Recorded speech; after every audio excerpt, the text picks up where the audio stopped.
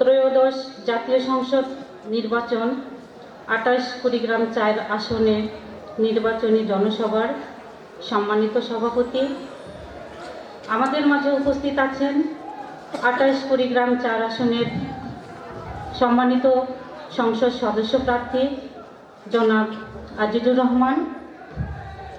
আমাদের মাঝে উপস্থিত আছেন আজকের নির্বাচনী জনসভার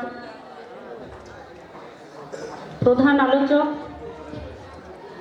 অধ্যাপক শফিকুল ইসলাম বেবু ভাই। আমাদের মাঝে উপস্থিত আছেন বিশেষ অতিথিবৃন্দ। আমাদের মাঝে উপস্থিত আছেন চিলমারী উপজেলার নেতৃবৃন্দ সহ রমনা ইউনিয়নের নেতৃবৃন্দ এবং আমার সামনে উপবিষ্ট রমনা ইউনিয়ন, চিলমারী উপজেলা এবং বিভিন্ন অঙ্গ ও সহযোগী সংগঠনের নেতৃবৃন্দ। সবার প্রতি রইল আমার সশ্রদ্ধ সালাম। আসসালামু আলাইকুম। সম্মানিত নেতৃবৃন্দ, আজকে ত্রয়োদশ জাতীয় সংসদ নির্বাচন। আপনারা 17 বছর কত নির্যাতিত হয়েছেন, কিভাবে নির্যাতিত হয়েছেন এইটা একবার ভেবে দেখবেন। চোখ বন্ধ করে রাতে একবার ভাববেন যে 17 বছর কি অবস্থায় ছিলেন। এইটা যদি আপনারা কেউ ভাবেন রাতে, তাহলে আপনারা চুপ থাকতে পারবেন না। আমার বিশ্বাস আপনারা তখন নিজেরাই আজিজুর রহমান হয়ে মাঠে কাজ করবেন। আপনাদেরকে নিজেদের এখানে যারা মঞ্চের সামনে আছেন তারা রমনা ইউনিয়নের 9টি ওয়ার্ড থেকে আগত নেতৃবৃন্দ। আপনারা এখানে সাধারণ জনগণ নাই, এখানে আপনারা নেতৃবৃন্দরাই আছেন। আপনারা একবার রাতে চিন্তা করবেন আপনাদের বিগত দিনের নির্যাতনের কথা। আপনারা নিজ নিজ ওয়ার্ডে আজিজুর রহমানের দায়িত্ব পালন করেন, তাহলে ধানের শীষকে জয়যুক্ত করতে পারবেন ইনশাআল্লাহ। এটা আপনাদের অস্তিত্বের লড়াই, এটা আপনাদের টিকে থাকার লড়াই। এই কথাটা মাথায় সেট করে নেন, আজকে মাথায় সেট করে নিয়ে যান এই কথাটা। আপনারা যদি এই আসনটা ধানের শীষকে উপহার দিতে না পারেন, তাহলে পরিণতি খুব ভয়াবহ হবে।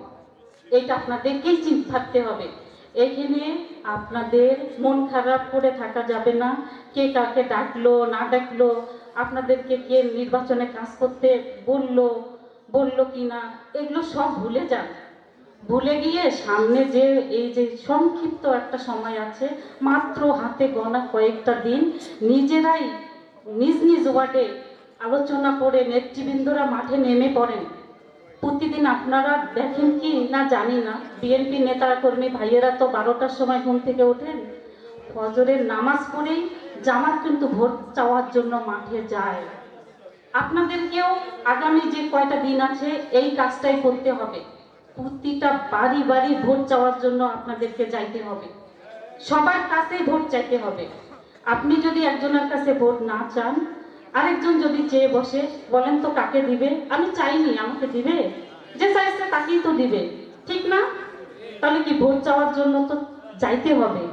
অভিমান কার উপরে করবেন আপনারা? এটা তো নির্বাচন হচ্ছে ধানের শীষ প্রতীকের, আপনাদের অভিমানটা কার উপর আমি বুঝি না। সব অভিমান ভুলে যান। আগামী 7 দিন প্রতিটা ঘরে ঘরে ঢুকতে হবে আপনাদেরকে। ধানের শীষকে জয়যুক্ত করার জন্য ঢুকতে হবে, আপনাদের নিজেদের জন্য ঢুকতে হবে, নিজেদের টিকে থাকার জন্য ঢুকতে হবে। বুঝতে পারছেন ভাইরা? বলেন, কাজ করবেন? কাজ করবেন? কেন কাজ করব বুঝতে পারছেন? নিজেদের প্রয়োজনে কাজ করব, নট আজিজুর রহমান ভাইয়ের জন্য কাজ করব। আপনাদের তো নিজেদেরই টিকে থাকা এখানে কঠিন হয়ে দাঁড়াবে, ঠিক আছে? ঠিক।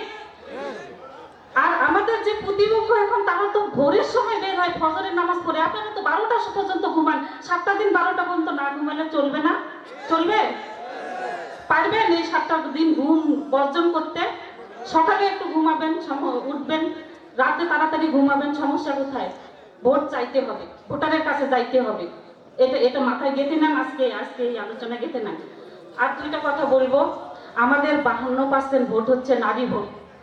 নারীদের কাছেও ভোট চাইতে যাইতে হবে, কারণ জামাত কর্মীরা নারীদের কাছে যায় এবং তারা জান্নাতের কথা বলে। তাদের নারীরা হলো ধর্মভীরু, এই ধর্মভীরুটাকে তারা কাজে লাগে, তাদের কাছে ভোট চাচ্ছে। এইটা আপনাদেরকে ভাঙাইতে হবে। আপনাদের বউ নাই বাসায়? বউ আছে তো নাকি? বউকেও কাজে লাগাইতে হবে, নিজে শুধু রাজনীতি করলে হবে না। বউকে কাজে লাগাইতে হবে, বাড়ির সদস্যকে কাজে কাজে লাগাইতে হবে। আমরা গেলে আমাদেরকে আপনারা সহযোগিতা করেন। আপনারা, আমি অনেক এলাকায় গেছি, দেখছি যে আপনারা মন খারাপ করে থাকেন, তা সবাইকে ফোন দেওয়া সম্ভব হয় না। আপনারা ওই ফোন দিলেই কেন, এটা নিয়েই আপনারা অভিমান করে বসে থাকেন। আমি হাত জোর করে অনুরোধ করতেছি, এটা অভিমানের সময় নয়। আপনারা আর অভিমান করবেন না। নিজের ঘরের স্ত্রীকে মাঠে নামান। মহিলাদের কাছে ভোট চাইতে যাইতে হবে, মহিলাদের কাছে ভোট চাইতে যাইতে হবে। জামাত যে কথাগুলো বলছে যে মহিলারা যারা বাইরে কাজ করে তাদের একটা নোংরা অপবাদ দিচ্ছে, তারা পতিতা বৃত্তির সমতুল্য বলে বলছে, এই কথাগুলো যদি আপনারা মা বোনদের কাছে মেসেজ দিতে পারেন তাহলে দেখবেন আমাদের ভোট 80% হয়ে গেছে। আর তারা কেন ধানের শীষে ভোট দিবে এই কথাটাও তো তাদেরকে বলতে হবে। বলতে হবে যে তারেক রহমান বলছেন, বাংলাদেশ জাতীয়তাবাদী দলের চেয়ারম্যান তারেক রহমান ঘোষণা দিচ্ছেন, যদি বাংলাদেশ জাতীয়তাবাদী দল আগামী 12 তারিখে নির্বাচিত হয়ে আসতে পারে তাহলে প্রতিটা ফ্যামিলিতে ফ্যামিলি কার্ডের ব্যবস্থা করে দিবেন মা বোনদের নামে। এটা ফ্যামিলি কার্ডের নাম লেখা থাকবে। তারান ভাই, এই ফ্যামিলি কার্ডের মাধ্যমে এই মা বোনেরা প্রতি মাসে 2 থেকে 2,500 টাকা কি করতে পারবে, সঞ্চয় করতে পারবে, বা মনে করেন স্বাস্থ্যসেবা শিক্ষা ক্ষেত্রে ব্যয় করতে পারবে, বা ওই 2 থেকে 2,500 টাকা তার প্রতিদিনের যে নিত্যপণ্য আছে, ডাল চাল তেল সাবান, এগুলো তারা নিতে পারবে।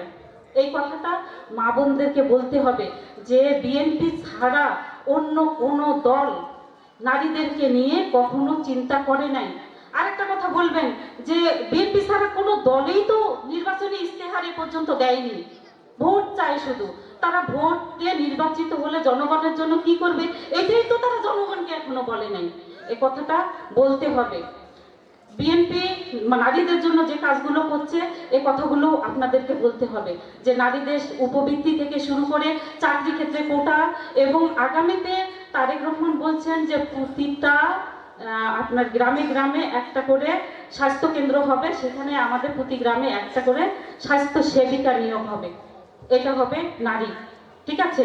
এবং যদি আমাদের দল নির্বাচিত হয়ে আসতে পারে তাহলে প্রতিটা জেলায় উপজেলায় শিল্প কলকারখানাগুলো স্থাপন করা হবে, যাতে আর শহরমুখী বা ঢাকায় যেতে না হয়, ঠিক আছে। এই কথাগুলো আপনারা দয়া করে একটু বলবেন। আর 52% নারী ভোট, এটা মাথায় রাখবেন যে নারী ছাড়া আপনারা উঠে আসতে পারবেন না। নারীদের ভোটটাই এখন আমাদের সবচেয়ে বেশি প্রয়োজন, এটা মাথায় রাখবেন।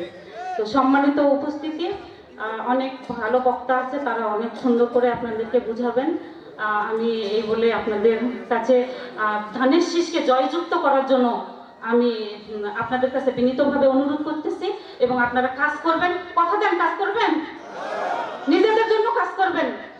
কিভাবে কাজ করবেন? আপনারা প্রতিজনেই একজন করে আজিজুর রহমান, ঠিক আছে, ঠিক আছে। নিজের ওয়ার্ডে কাজ করতে পারবো না আমরা? অনেক তো দল, বিএনপি, ছাত্র দল, যুব দল, স্বেচ্ছা, মৎস্য, কৃষি, কৃষক দল, কত দল, মহিলা দল, আমরা সবাই মিলে যদি কাজ করি তাহলে কি অসম্ভব বলে কোনো কথা আছে? সবাইকে মাঠে নামতে হবে। নামবেন? হ্যাঁ, নামবেন? কথা দেন, নামবেন? হাত তোলেন ভাই, হাত তোলেন, হাত তোলেন, ঠিক আছে। তাহলে আপনারা প্রতিটা ওয়ার্ডের নেতাকর্মী এখানে কথা দিলেন, এখন আমি প্রতিজনের কাছেই আমার লোক পাঠাবো, আপনারা সহযোগিতা করবেন। আপনারা সুস্থ থাকবেন, ভালো থাকবেন। আপনাদের সালাম জানিয়ে শেষ করছি। আসসালামু আলাইকুম। শহীদ জিয়া অমর হোক, বেগম খালেদা জিয়া অমর হোক, তারেক রহমান জিন্দাবাদ।